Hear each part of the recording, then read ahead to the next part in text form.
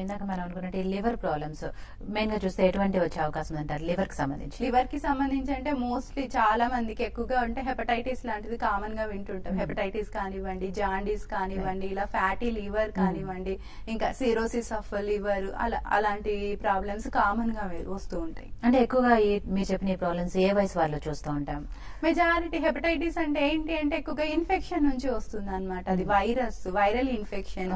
అంటే through blood stream కానివ్వండి, లేదంటే టాటూ కానివ్వండి, లేదంటే ఈ ప్లాజెంటల్, లేదంటే సలైవా నుంచి కానివ్వండి, వైరస్ అది ఎవరికైనా వచ్చే ఛాన్స్ అనేది ఉంటుంది అనమాట.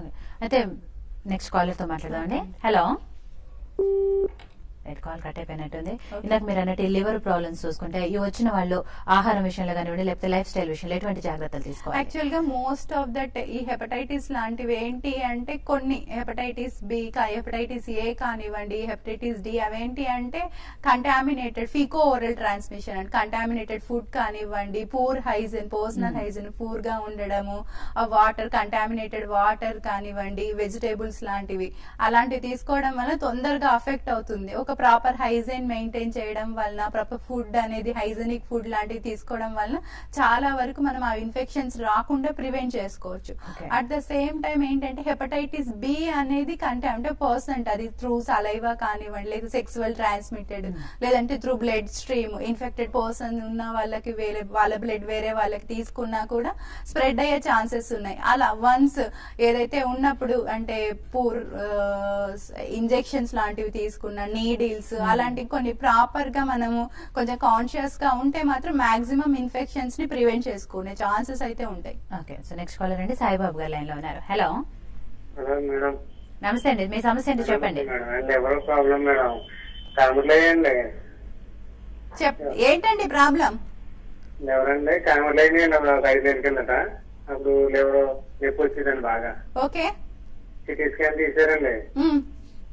అందులో కొంచెం లివర్ లో రాడ్ అడ్డుపడింది అన్నారండి. లివర్ లో రాడ్ అడ్డుపడింది అన్నారండి. Okay okay okay. ఆ తర్వాత చెట్లు చేస్తే నార్మల్ గా ఉందన్నారండి. తర్వాత అప్పుడు నొప్పి వస్తుంటుందండి అప్పుడప్పుడు.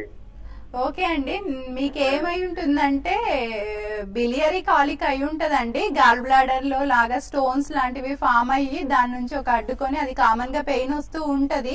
కామన్ గా ఎవరికైతే ఎక్కువగా బాడీలో ఫ్యాట్ టిష్యూ కానివ్వండి, ఆ ఫ్యాటీ యాసిడ్స్ ఎక్కువగా ఉంటాయో కామన్ గా ఇవి స్టోన్స్ లాంటివి ఫామ్ అవుతూ ఉంటాయండి. మీ దగ్గరలో పాజిటివ్ హోమియోపతి ఉంటే మీ దగ్గర ఉన్న రిపోర్ట్స్ అన్ని తీసుకొని వెళ్ళి ఒకసారి కలవండి. మీకు ఖచ్చితమైన శాశ్వతమైన పరిష్కారం అనేది ఉంటుంది. ఓకే, నెక్స్ట్ మహబూబ్ నగర్ నుంచి రాజశేఖర్ గారు. హలో రాజశేఖర్ గారు, హలో మాట్లాడండి డాక్టర్ గారితో. నమస్కారం మేడం. నమస్తే అండి, చెప్పండి మేడం. మా బావకు మొన్న రీసెంట్ గా బాగా పెయిన్ వచ్చింది మేడం. లివర్ మధ్యలో స్టోన్, అది ఆరోగ్యం ఏది చిన్న శక్తి మధ్యలో వచ్చింది. చూపించుకున్నారు స్కానింగ్, బాగా విపరీతంగా పెయిన్ వస్తే 5 ఇంజెక్షన్స్ ఇస్తే తగ్గింది. యశోదలో చెక్ చేయించుకున్నాడు, స్కానింగ్ చేయమన్నారు. అది విపరీతంగా పెయిన్ వస్తుంది. అది లివర్ మధ్యలో వచ్చింది, అది స్టోన్ లాగా. ఓకే అండి, ఏంటి అంటే స్టోన్ అంటే అది మీకు బిలియరీ స్టోన్ అయి ఉంటదండి. గాల్ బ్లాడర్ లో కానీ లేదంటే అది అబ్స్ట్రక్ట్ అయి ఉంటది. ఎప్పుడైతే ఆ డక్ట్ లో అబ్స్ట్రక్ట్ అయినప్పుడు కామన్ గా నొప్పి అది వస్తూ ఉంటది అనమాట. కొద్దిగా ఫ్యాట్ ఫుడ్ లాంటివి అవాయిడ్ చేయడం లాంటివి, నార్మల్ బ్లాండ్ డైట్ తీసుకోవడం లాంటివి మోర్ కాన్సన్ట్రేట్ చెయ్యండి. ఇంకా ఏజ్ చిన్న పిల్లాడు కాబట్టి మళ్ళీ కూడా స్టోన్స్ ఏంటి అంటే టెండెన్సీ ఉంటే అవి మళ్ళీ కూడా అంటే ఈఆర్సిపి లాంటి ఇన్వెస్టిగేషన్స్ చేసి రిమూవ్ చేస్తారు. కానీ టెండెన్సీ ఉంటే ఏంటంటే మళ్ళీ ఫామ్ అయ్యే ఛాన్స్ ఉంటుంది. కానీ హోమియోపతిలో ఒక పర్టికులర్ డ్యూరేషన్, ఎయిదర్ మీ కంప్లైంట్స్ ని బేస్ చేసుకుని లేదంటే 6 months 8 months అలా డ్యూరేషన్ ఆఫ్ ట్రీట్మెంట్ తీసుకుంటే ఉన్న స్టోన్ అంటే డిజాల్వ్ అయిపోతుంది అనమాట. మెడిసిన్ తోటి డిజాల్వ్ అయిపోతుంది. దెన్ ఫర్దర్ గా కూడా ఫామ్ అవ్వకుండా ఉండే ఛాన్సెస్ అనేవి ఉంటాయి అనమాట. ఓకే, సో నెక్స్ట్ కాలర్ అండి కరీంనగర్ నుంచి సతీష్ గారు. Hello hello madam. సతీష్ గారు. మేడం, అది మా సిస్టర్ కు అక్యూట్ ప్యాంక్రియాటిస్ మేడం. ఓకే అండి, వచ్చేసి లాస్ట్ 1.5 year నుండి అదే ప్రాబ్లం మేడం. ఓకే, అయితే ఏషియన్ హాస్పిటల్లో మాకు సీలియాక్ ఎక్సెల్ బ్లాక్ చేశారు మేడం. ఓకే. సో ఇప్పుడు అయినా కూడా పెయిన్ వస్తుంది మేడం ఇంకా. ఓకే, అక్యూట్ అంటే మీకు ఫస్ట్ ఇప్పుడు క్రానిక్ డెవలప్ అయి ఉంటుందండి ప్యాంక్రియాటైటిస్. అంటే దీనికి ఏంటంటే ఇంతకు ముందు దేనికైనా ఏదైనా ఇన్ఫెక్షన్స్ కి ప్రొలాంగ్ ట్రీట్మెంట్ తీసుకోవడం అంటే ఎక్కువగా మేల్స్ లోనే ఎక్కువగా వస్తుంది వెన్ కంపేరిటివ్ ఫీమేల్స్. ఏంటి అంటే ప్రాపర్ ఫుడ్ రిస్ట్రిక్షన్స్ అనేవి చాలా చాలా ఇంపార్టెంట్ అన్నమాట వీటిలో. ప్రాపర్ ఫుడ్ రిస్ట్రిక్షన్ ఆ తర్వాత ఎటు మీరు ట్రీట్మెంట్ తీసుకుంటున్నారు కాబట్టి ఆ ట్రీట్మెంట్ ని కంటిన్యూ చేయండి. ఓకే అండి, నెక్స్ట్ కాలర్ బెంగళూరు నుంచి అండి మనూష గారు. హలో హలో మనూష గారు. Good afternoon ma'am. Good afternoon, చెప్పండి. మీది just liver problems and pancreatic disorder అని చెప్పి టీవీలో లైవ్ ప్రోగ్రామ్ వస్తుంది కదా.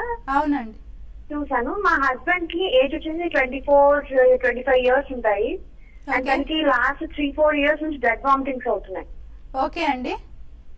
ఓకే, సో ఏంటంటే నేను 2 times ఎండోస్కోపీ చేయించాను. ఎండోస్కోపీ అంతా నార్మల్ వచ్చింది. ఓకే, ఆ తర్వాత ఇంకా బ్లడ్ వామిటింగ్స్ అనేది మళ్ళీ నెక్స్ట్ సీజన్ వచ్చేసి ఓన్లీ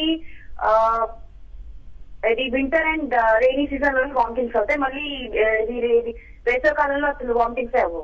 ఓకే. సో అంటే అది ప్రాబ్లం ఎందుకు, అది దేంట్లో ఉంటది అంటారు? అంటే అది బ్లడ్ వామిటింగ్స్ ఎందుకు అవుతాయి అంటే మోస్ట్ ప్రాబబ్లీ బ్లడ్ వామిటింగ్స్ అనేవి గ్యాస్ట్రిక్ అల్సర్ లో ఎక్కువగా వచ్చే ఛాన్సెస్ ఉంటాయండి. లేదంటే గ్యాస్ట్రిక్ అల్సర్ లోనే మెజారిటీగా గ్యాస్ట్రిక్ అల్సర్ లాంటిది ఏంటంటే టియర్ అయినప్పుడు అలా హెమటెమ్టిస్ లాగా వామిటింగ్ అయితే అయ్యే ఛాన్సెస్ ఉంటది. లివర్ ప్రాబ్లం అయితే మాక్సిమం బ్లడ్ వామిటింగ్స్ అయ్యే ఛాన్స్ అయితే ఉండదు. ఇంకా అనదర్ సిమ్టమ్స్ ఏవైతే ఉంటాయో డైజెషన్ డిస్టర్బెన్సెస్ కానీ, కొద్ది మందికి ఏంటంటే అలాంటి ప్రాబ్లమ్ ఉన్న జాయింట్ పెయిన్స్ రావడం, వంటి మీద దురదలు రావడం, ర్యాషెస్ రావడం లాంటి ఫర్దర్ ఏవైనా ఉంటాయి. కానీ ఎక్కువగా ఏంటి అంటే గ్యాస్ట్రిక్ అల్సర్స్ మళ్ళీ కూడా ఎండోస్కోపీ చేయించండి, ప్రాపర్ గా ట్రీట్మెంట్ అనేది తీసుకోండి. ఓకే అండి, నెక్స్ట్ కాలర్ అండి రాజమండ్రి నుంచి రాజేష్ గారు. Hello hello madam. రాజేష్ గారు. రాజేష్ గారు మాట్లాడండి డాక్టర్ గారితో. మేడం నాకు 3 months బ్యాక్ జాండీస్ వచ్చిందండి. అంటే ఎక్కువ కూడా రాలేదు, 4 points వచ్చింది. ఓకే. నేను తర్వాత ట్రీట్మెంట్ తీసుకున్నా, కానీ అప్పటి నుంచి కూడా నాకు 2.2 అన్నది కాన్స్టెంట్ గా ఉండిపోతుందండి. కొంచెం యూరిన్ అన్నది ఎల్లోకి వెళ్ళడం అట్లా ఉంటుంది.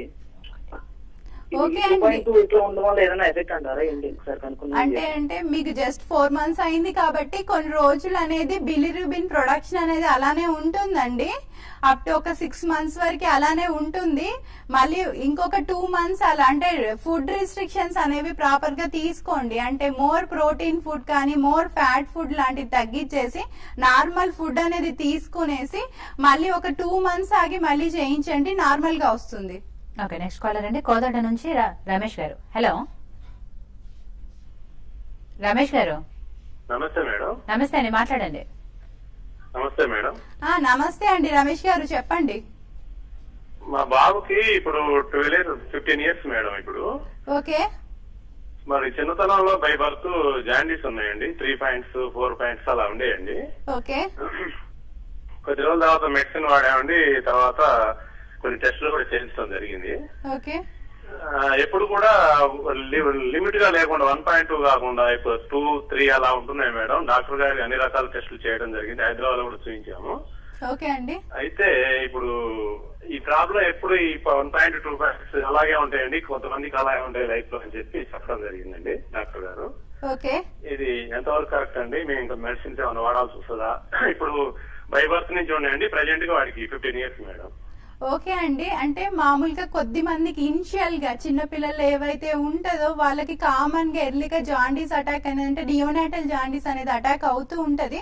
కానీ మీకు కంటిన్యూస్ గా చిన్నప్పటి నుంచి అలానే ఉంది, దాని నుంచి మీకు ఎఫెక్ట్స్ కూడా ఏమి లేవు అంటున్నారు.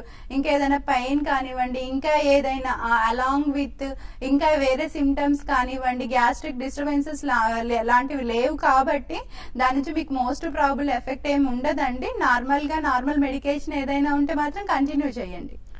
చివరిగా ఒక విషయం చెప్పండి, ప్యాంక్రియాటిక్ డిజార్డర్స్ కానీ లేదా లివర్ కి సంబంధించిన సమస్యలు వచ్చినప్పుడు కానీ స్పెషల్లీ పాజిటివ్ హోమియోపతిలో ఎటువంటి ట్రీట్మెంట్ ఉందండి? యాక్చువల్లీ మోస్ట్లీ ఏవైతే ఉంటాయో హెపటైటిస్ కానివ్వండి, ఇంకేదైనా అక్యూట్ ప్యాంక్రియాటైటిస్ కానివ్వండి, ఏదైతే అంటే ఫస్ట్ బ్యాక్గ్రౌండ్ ఇన్ఫెక్షన్ ఎన్ని ఇయర్స్ నుంచి ఉంది, క్రానిసిటీ ఎలా ఉంది, వాళ్ళ కంప్లైంట్స్ ఎలా ఉన్నాయి, దాన్ని బేస్ చేసుకుని ట్రీట్మెంట్ అనేది ఉంటుందండి. ప్యూర్లీ కాన్స్టిట్యూషనల్ ట్రీట్మెంట్ ఉంటుంది.